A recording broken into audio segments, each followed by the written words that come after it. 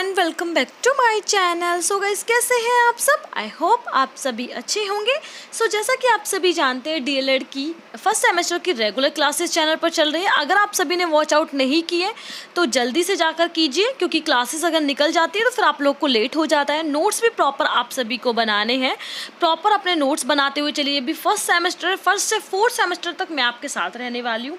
Notes की आप लोग टेंशन बिल्कुल मत लीजिए, इतने ईजी वे में नोट्स मैं आपके जो है मेंटेन करा रही हूँ। तो आप लोग प्लीज़ अपने रेगुलर नोट्स बनाते चलिए, ठीक है? क्योंकि एंड में मैं आपकी कॉपी ज़रूर चेकआउट करूँगी। जो भी स्टूडेंट अच्छी कॉपी बनाएगा उसको अच्छे से अच्छा गिफ्ट मिलेगा, ठीक है? तो आप लोग अपनी क्लासेस को मेंटेन करके चलिए, अपनी नोटबुक इतने अच्छे से बनाइए, और जिसकी भी अच्छी नोटबुक होगी मेरे चैनल पर उसे ज़रूर डाला जाएगा। आज हम स्टार्ट करते हैं डीएलएड फर्स्ट सेमेस्टर की मैथ की आपकी 7th क्लास है ये, जिसमें आपकी हम डिस्कस करने वाले हैं 3rd यूनिट का सेकेंड पार्ट। ये 3rd यूनिट है आपकी, आज एंड हो जाएगी। देखिए जल्दी जल्दी आपका सिलेबस खत्म होते जा रहा है, वो तो मैं आपको इतना ईजी वे में समझा रही हूँ। काफ़ी बच्चों के इंस्टाग्राम पे मैसेजेस थे, काफ़ी देखकर अच्छा लगता है कि मैम आप बहुत ज़्यादा ईजी वे में समझा रहे हैं। तो आपको इसी तरह से क्लासेस रेगुलर मिलती रहेंगी, ठीक है? फर्स्ट क्लास में हमने डिस्कस किया था आपसे यूनिट 3rd में अपवर्तक और अपवर्त्य। आज हम डिस्कस करेंगे इस क्लास में समापवर्तक तथा समापवर्त्य की अवधारणा, ठीक है? क्लासेस आप सभी को कैसी लगती है, कितनी समझ में आती है, कितनी इजी, आप लोग कमेंट बॉक्स पे कमेंट जरूर करें। स्टार्ट करते हैं आज की क्लास। स्टार्ट करने से पहले हमेशा की तरह सिर्फ एक छोटी सी रिक्वेस्ट, प्लीज़ अगर चैनल पर फर्स्ट टाइम विजिट कर रहे हैं, चैनल आप सभी के लिए यूजफुल है तो प्लीज़ चैनल को ज़रूर लाइक करें, शेयर कर दें अपने सभी फ्रेंड्स के साथ, और चैनल को सब्सक्राइब कर दें। स्टार्ट करते हैं आपकी डेफिनेशन से। समापवर्तक की डेफिनेशन देखेंगे। किसी संख्या को पूर्णतः विभाजित करने वाली संख्या को उस संख्या का समापवर्तक या गुणनखंड कहते हैं। यानी कि एक संख्या है जो किसी संख्या को पूरी तरह, यानी कि एक संख्या है जैसे कि 4 है, 4 को 2 पूरी तरह से डिवाइड करता है, तो एक ऐसी संख्या को हम गुणनखंड या समापवर्तक कहते हैं, ठीक है? तो समापवर्तक कहते हैं, कैसे कहते हैं? समापवर्तक इसलिए कहते हैं क्योंकि वो उसको पूरी तरह से विभाजित कर देती है, या कह सकते हैं काट देती है। यह 2 शब्दों से मिलकर बना है, सम प्लस अपवर्तक, ठीक है? यानी कि या देखिए 2 या 2 से अधिक संख्याएं होंगी, या फिर आप कह सकते हैं 2 या 2 से अधिक, या 2 से 3 भी हो सकती है, 4 भी हो सकती है। उनके बीच में हमें फैक्टर या समापवर्तक को ढूंढना है, ठीक है? किसको ढूंढना है? समापवर्तक या फैक्टर को ढूंढना है जो उस संख्या को या दोनों संख्याओं को काट दे, पूरी तरह काट दे। यानी कि हमें 2 या 3 संख्याओं के बीच में एक ऐसे समापवर्तक को ढूंढना है जो उन संख्याओं को पूर्णतः विभाजित कर दे, ठीक है? इसी को हम कहेंगे समापवर्तक, ठीक है? चलो अब एग्जाम्पल से समझ लेते कि किस तरह से हम समापवर्तक के क्वेश्चन आएंगे तो आप लोग एग्जाम में कैसे करेंगे, ठीक है? तो चलिए अब हम डिस्कस करेंगे आपसे एग्जाम्पल के साथ, ठीक है? जैसे कि हम एग्जाम्पल ले लेते हैं 4, ठीक है? ये एग्जाम्पल है आपका। 4 ले लेते हैं, नीचे ले लेते हैं हम 5, ठीक है? फैक्टर मैंने आपको लास्ट क्लास में बताए थे। अगर आपका 2 नंबर में आता है तो आप प्रॉपर फैक्टर करके इसके दिखाएंगे, क्योंकि एग्जामिनर आपको स्टेप वाइज ही मार्किंग करेगा, ठीक है? क्या क्या होंगे? 1 होगा, 2 होगा, 3 से नहीं कटेगा, 4 होगा, 5 का बताइए 1 होगा, 5 होगा। अब आप इनमें, जैसे मैंने आपको बताया था डेफिनेशन में, किसी संख्या को पूर्णतः विभाजित करने वाली संख्या को उस संख्या का समापवर्तक कहते हैं। 2 या 2 से अधिक संख्याओं में एक ऐसे समापवर्तक को ढूंढना या गुणनखंड को ढूंढना जो उस संख्याओं को दोनों को प्रॉपर वे में काट दे। तो इन 4 में 5 में ऐसा कौन सा कॉमन फैक्टर है जो इन दोनों को ही काटता है? तो वो है आपका 1। अगर क्वेश्चन में आता 4/5 में समापवर्तक बताइए, तो आपको आंसर लिखना होगा 1, ठीक है? अब थोड़ी बड़ी संख्या को डिस्कस कर लेते हैं, ठीक है? अब हम डिस्कस करते हैं थोड़ा सा बड़ा क्वेश्चन, ठीक है? 15 के आपको फैक्टर करने, मैंने आपको पहले भी बता दिया था। या तो आप ऐसे अगर आता है उस विधि से तो आप फैक्टराइजेशन विधि से कर सकते हैं। फैक्टराइजेशन में आपको थोड़ा सा मैंने ट्रिक से लास्ट क्लास आप लोग जरूर चेकआउट कीजिए, तो आपको अच्छे से समझ में आ जाएगा, ठीक है? किससे कटेगा? सबसे छोटी संख्या से। 3 5 ठीक है, 5 और 1। ये एक ट्रिक है, अगर आपको ये आते तो आपको बहुत अच्छे से निकालना होगा, ठीक है? सबसे पहले 1, ठीक है? 1 से कटेगा, 3 से कटेगा, जैसे यहां पर भी दिया हुआ है, ठीक है? 3 से फिर 5 से कटेगा, ठीक है? इसके बाद ये किसी से भी नहीं कटेगा। इसके बाद 5 की आप 3 में मल्टीप्लाई करेंगे तो आपका 15 आ जाएगा। अब अगर यही बात करें 20 की, तो 20 को देख लेते हैं 2 से, ठीक है? 10 टाइम्स ठीक है, 2 5 जा, फिर 5 से फिर 1, ठीक है। सबसे पहले 1 रखेंगे, ठीक है, यहाँ 2 आया, 2 रखेंगे, ठीक है, इस 2 को नहीं लेंगे, ठीक है। फिर क्या हुआ, फिर 2 की 2 में मल्टीप्लाई करेंगे, आपका 4 आएगा, ठीक है। फिर आप इस 5 को लेंगे, ठीक है। इसके बाद क्या करना है, फिर आप इसकी मल्टीप्लाई करेंगे, 5 2 10, जैसे हमने 2 2 की 4 में मल्टीप्लाई करी, 5 की 2 में करेंगे, फिर आएगा आपका 10, ठीक है। इसके बाद कोई भी संख्या आपकी नहीं आएगी, इसके बाद आपका सीधा आएगा, कितना आएगा आपका, इसके बाद आएगा आपका 20। यहाँ पर हम लिख देते हैं 20, ठीक है।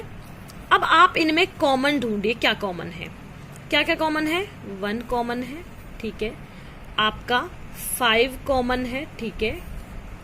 इसके अलावा आपका मुझे कोई भी कॉमन चीज इसमें नजर नहीं आ रही है, ठीक है, नहीं आ रही है ना।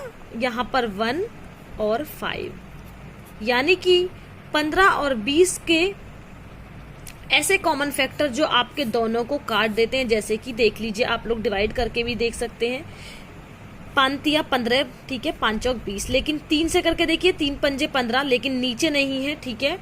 4 से कीजिए, 4 पंजे 20, यहाँ 5 से कीजिए, ठीक है, 5 से दोनों कट जाएंगे, 5 या 15, 5 चौक 20, 15 से 15 कट जाएगा, 10 से 20 कट जाएगा, लेकिन कोई कॉमन फैक्टर नहीं है, इसलिए आपका कॉमन फैक्टर हो जाएगा सिर्फ ये, ठीक है। आई होप आप सभी को समझ में आ रहा है, ठीक है।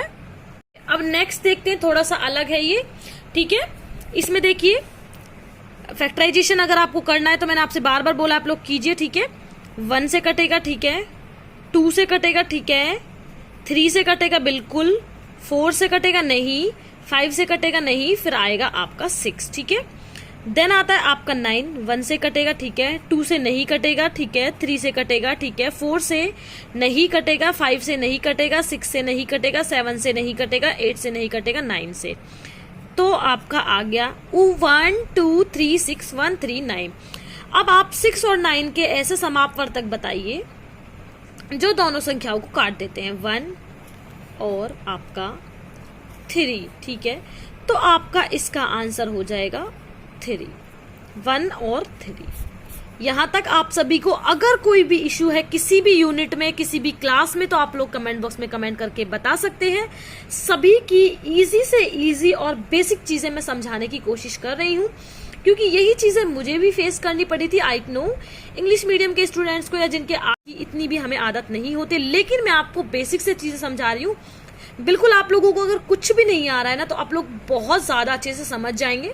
तो आप लोग बिल्कुल परेशान मत होइए, इतनी हार्ड मैथ नहीं है डीएलएड की।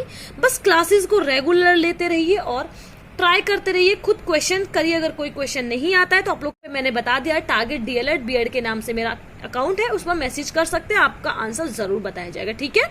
इतनी हेल्प मैं आपकी कर रही हूँ, पर आप लोग चैनल को शेयर करते रहे, जिससे कि मुझे भी मोटिवेशन मिलती रही। काफी अच्छे अच्छे कमेंट्स देखकर मैं सभी के कमेंट्स को नोटिस करती हूँ, कौन कौन स्टूडेंट कितना जुड़ा हुआ है, सभी की हेल्प की जाएगी, ठीक है।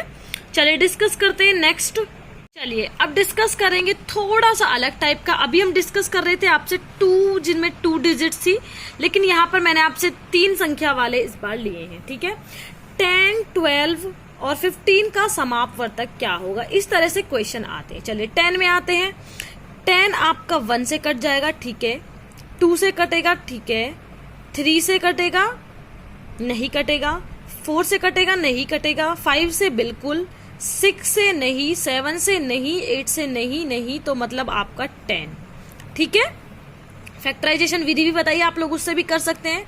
1 से कटेगा, ठीक है, 2 से कटेगा बिल्कुल, 2 छिक्के 12, 3 से कटेगा, 3 चौक 12, ठीक है, 4 से कटेगा बिल्कुल, 5 से नहीं, 6 से बिल्कुल, 7 से नहीं, 8 से नहीं, 9 से 10 कुछ नहीं, फिर आपका सीधे सीधे आपका आ जाएगा 12, ठीक है। फिर आते 15 पर। 1 से कटेगा बिल्कुल, 2 से नहीं, 3 से कटेगा बिल्कुल, 4 से नहीं, 5 से कटेगा और आपका फिर कटेगा ये 15 से। अब आप इनमें समापवर्तक यानी कि कैसी डिजिट ढूंढिए जो आप सभी को कट करती है इनको, ठीक है। 1, ठीक है, और इनमें एक कॉमन है आपका, और इनमें कोई भी कॉमन आपका नहीं है, आप लोग देख सकते हैं। तो आपका 10, 12 और 15 का समापवर्तक यानी कि जो इनको तीनों संख्याओं को एक डिजिट काटती है वो है आपका 1। तो आपका आंसर हो जाएगा 1, ठीक है। एक और क्वेश्चन डिस्कस कर लेते हैं इन्हीं 3 डिजिट्स का। अब इस समापवर्तक का लास्ट क्वेश्चन देखते हैं, जिसे मैं आपको अच्छे से समझाने वाली हूँ। ठीक है, इस वाले क्वेश्चन को हम करेंगे थोड़ा सा फैक्टराइजेशन विधि के हिसाब से। ठीक है, यहाँ सबसे पहले आपका दिया है 25, 45, 65 के आपको समापवर्तक बताने हैं। सबसे पहले हम इनका क्या करेंगे, फैक्टराइजेशन करेंगे 25 का, 45 का और आपकी 65 का। ठीक है, कर लीजिए इसी तरह से। फैक्टराइजेशन नहीं भी आते हैं तो लसम असा यानी कि HCF एलसीएम आपको बताए जाएंगे। 25, ठीक है, सबसे छोटी संख्या 5 से कटेगा। ठीक है, 5 5 जा 25। ठीक है, देन आ गया आपका 1। ओके, 45 आपका किससे कटेगा, सबसे छोटी 3 से। 3 1 जा 3, 3 5 जा 15। ठीक है, 3 5 जा 15। ठीक है, फिर 5 आ गया। ठीक है, 1 आ गया। फिर आपका 65 किससे कटेगा, 3 2 जा 6 नहीं कटेगा, 4 से नहीं कटेगा, 4 1 जा 4, 2 बजाएगा। ठीक है, 5 से कटेगा, 5 1 जा 5, 1 बच जाता है, 5 3 जा 15 यानी कि 13। फिर 13 किसी से नहीं कटेगा, इसलिए 13।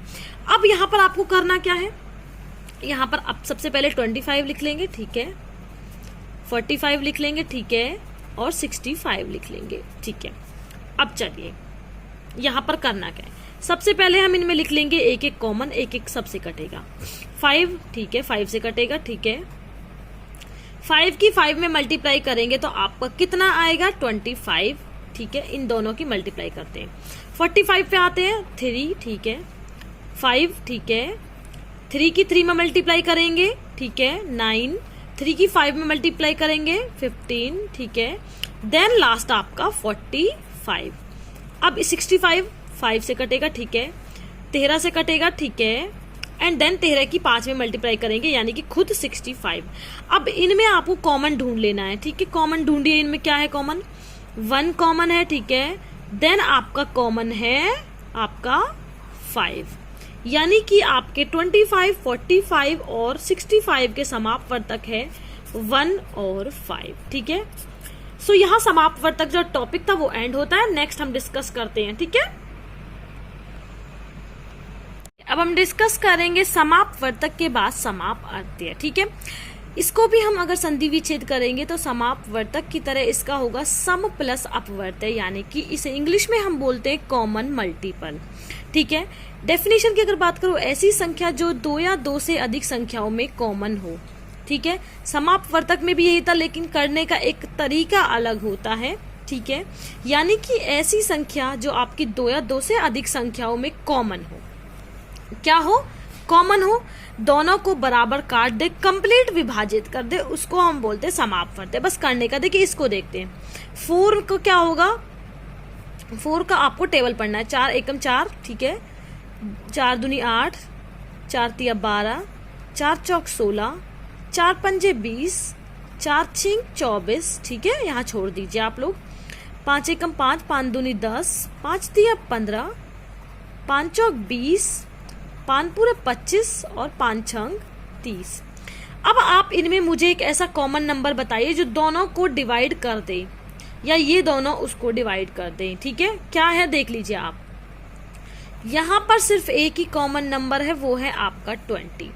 तो इसका आंसर आपका हो जाएगा 20। ठीक है, थोड़ा सा अलग है उससे, थोड़ा सा इजी भी है ये बोल सकते हैं। सिर्फ इसमें आपको मल्टीपल से आप समझ जाइए कि आपको टेबल आना चाहिए या मल्टीप्लाई आनी चाहिए, अगर टेबल नहीं आता तो भी।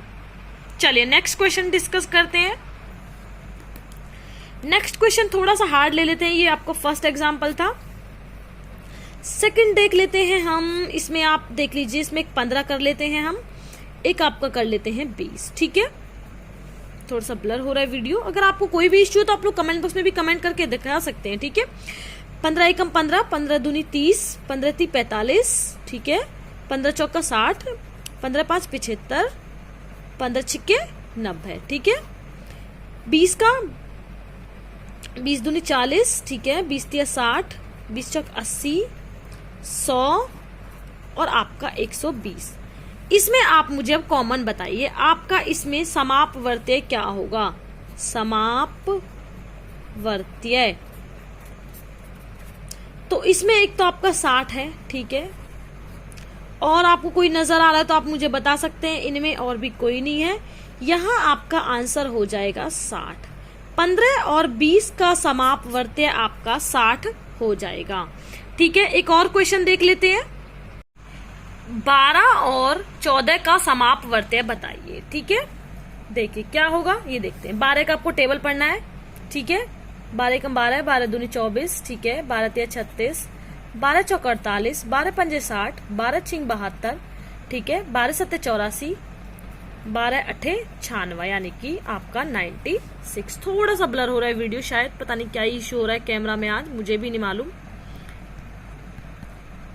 ठीक है, अब 14 पर आएंगे। 14 एकम 14, 14 दूनी 28, 14 ती 42, 14 चौका 56, 14 पंजे 70। ठीक है, 14 छिंग 84। ठीक है, 7 98। ठीक है, तो यहाँ हमको एक कॉमन संख्या दिख रही है, आप इनमें देख सकते हैं, इनमें देख सकते हैं, नहीं हमें इसमें कॉमन मिल रही है आपकी 14।